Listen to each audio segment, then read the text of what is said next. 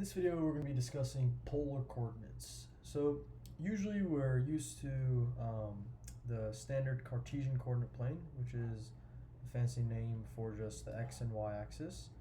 So we have our x-axis here, our y-axis here, and usually we have a function where f of x is equal to y and f of x is equal to something x, so maybe like 3x squared.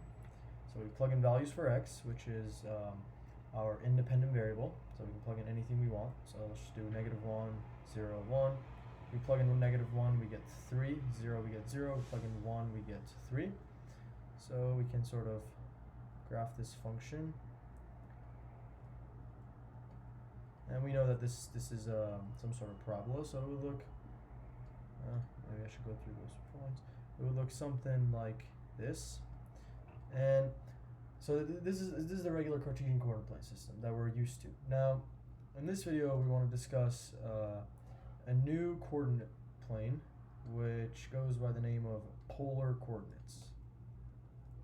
And now this new coordinate system is defined as r and theta, where r is a radius and theta is an angle from the horizontal x-axis.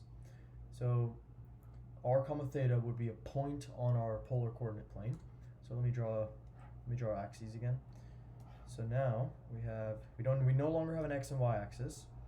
We now have our thetas that start from this horizontal, which is usually the x. So it starts from the horizontal positive x-axis, and then we count the theta counterclockwise this way, and then our radius is the distance from the origin to our point. So this circle, for example, has a radius of 1. Now this circle that I'm drawing now has a radius of 2, and so forth and so on. So for example, let's say we have a function where r is equal to 3. So this function is r is the dependent variable, and it looks like there's no theta here, so it doesn't depend on theta. It's just r is just equal to 3 no matter what. So what our function would look like is we would just go to 3, and no matter what angle we input, we're just going to get 3 as a radius. So that right there is our function r equals 3. Now obviously usually we have functions where r is dependent on theta. So for example, let's say we have r is equal to 2 theta. So as theta grows, r grows. So if we can make a chart just like we would with an x and y coordinate plane system. We can now call theta our dependent variable and theta our independent variable and r our dependent. And then we start plugging values. So let's plug in 0, 1, 2, 3. And remember, theta is in radians. So 0, 0, 1 is about pi over 3, and etc. So 0, we get 0 for here. We'll do a different color for this function. So if we plug in 0 for theta, we get 0 for r. We plug in 1 for theta, we get 1 for r, 2, 3, so forth. So it'll be 0, 1, 2. Let's see. 3 would be around pi, so it should be around here actually. So the function should look something like this, and then it would just grow and grow and grow as we increase theta. So this is the notion of polar coordinates. Again, you can think of it as a new coordinate system where the radius of our function depends on the angle.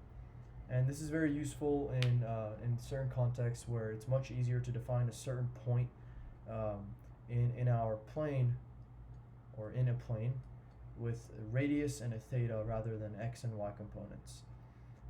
And then also there are certain quote-unquote functions where it's much easier to define it as a radius and a theta. And an example of that, before this video gets too long, let me give you one example. For example, a circle is in the Cartesian coordinate plane system is defined as x squared plus y squared is equal to radius squared, right? And if the center is not 0, 0, then you can change an x and y. But this is usually how a circle is defined in a Cartesian coordinate plane system.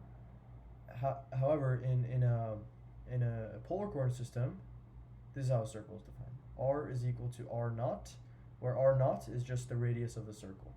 Notice how r is equal to 3 in our polar coordinate system is a nice circle with a radius of 3. So it's much simpler to define a circle in this coordinate plane. I'll see you guys in the next video.